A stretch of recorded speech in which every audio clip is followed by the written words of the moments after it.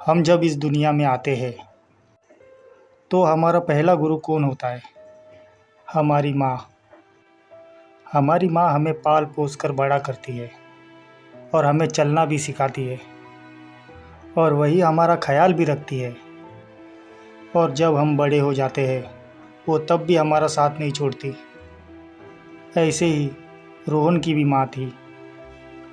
रोहन, ये कहानी है रोहन की। तो आइए कहानी शुरू करते हैं। रोहन जब 8 साल का था तब उसके पापा एक रोड एक्सीडेंट में गुजर गए थे। घर की पूरी जिम्मेदारी उसके माँ पर आ गई थी। रोहन की माँ लोगों के घर में झाड़ू पोछा करके उसे पढ़ाती थी और घर का सारा खर्चा भी उसी से चलता था। उसकी माँ ने उसे कभी अपने पिता की कमी महसूस ही नहीं होने दी। सब कुछ बहुत अच्छे से चल रहा था। लेकिन एक दिन कुछ ऐसा हुआ, उसकी पूरी ज़िंदगी बदल दी। संडे का दिन था और उसकी स्कूल की भी छुट्टी थी और वो घर पर ही बैठकर पढ़ाई कर रहा था। और तभी वहाँ पर उसकी माँ आ जाती है और उसकी माँ उससे कहती है, बेटा सुन, सुबह से मुझे थोड़ा बुखार जैसा महसूस हो रहा है, जा मेडिकल से एक बुखार की गोली लेके आ। और रोहन कहता है, नहीं माँ, मैं अभी नहीं जा सकता, मुझे ये पढ़ना है, कल मेरा टेस्ट है। अगर कल मैंने टेस्ट में कुछ नहीं लिखा तो मुझे स्कूल में मार पड़ेगी और मेरे क्लास के सारे बच्चे मुझ पर हंसेंगे। और उसकी माँ कहती है, अच्छा ठीक है, मैं खुद ही चली जाती हूँ। ठीक है माँ, आप जाइए। और हाँ माँ, जल्दी वापस आना, मुझे भूख भी लग रही है। उसकी माँ को गए हुए आधा पौना घंटा हो जाता है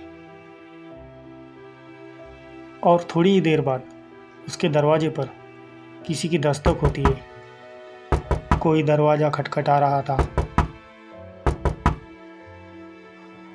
रोहन जाके दरवाज़ा खोलता है और वो देखता है वहाँ पर उसकी माँ खड़ी होती है,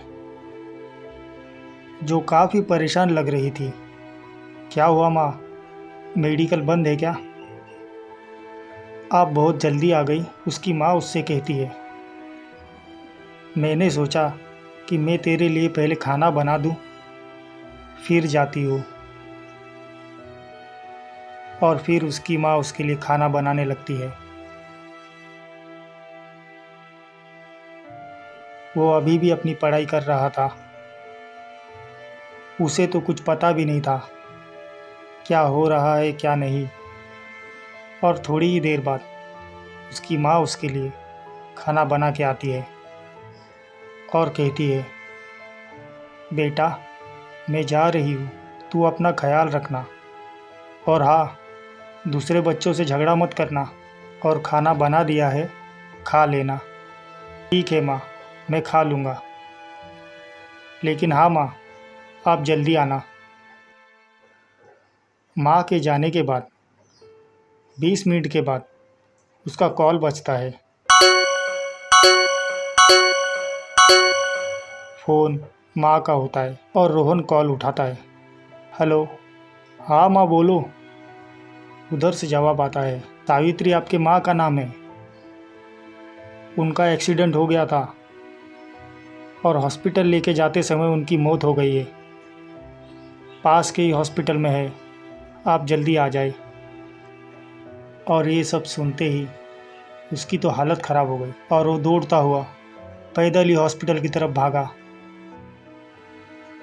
और हॉस्पिटल पहुंचकर उसे डॉक्टर ने बताया। ये सब सुन के तो मानो उसके दिल की धड़कन ही रुक गई। वहाँ के डॉक्टर ने उसे बताया, आप कह रहे हैं कि आपकी माँ घर से तो आधा घंटा पहले ही निकली थी, लेकिन आपकी माँ की मौत तो 6 घंटा पहले ही हो गई थी। वो तो यहीं पर है कब से। मैं आपको कब से कॉल लगाने की कोशिश कर रहा हूँ, लेकिन आपका कॉल ही नहीं लग रहा था। बड़े मुश्किल से आपको एक बार कॉल लगा। और आपने कॉल उठाया और मैंने आपको बता दिया। जिस रूम में उसकी माँ को रखा गया था, उसने उस रूम का दरवाज़ा खोला तो उसने देखा बेड पर एक सफ़ेद चादर में छिपी हुई थी।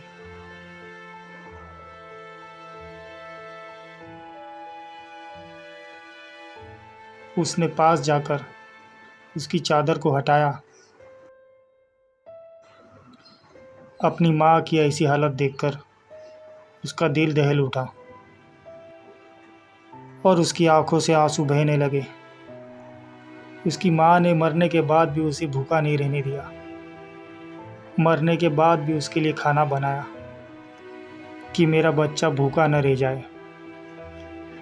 ऐसे ही होती है माँ।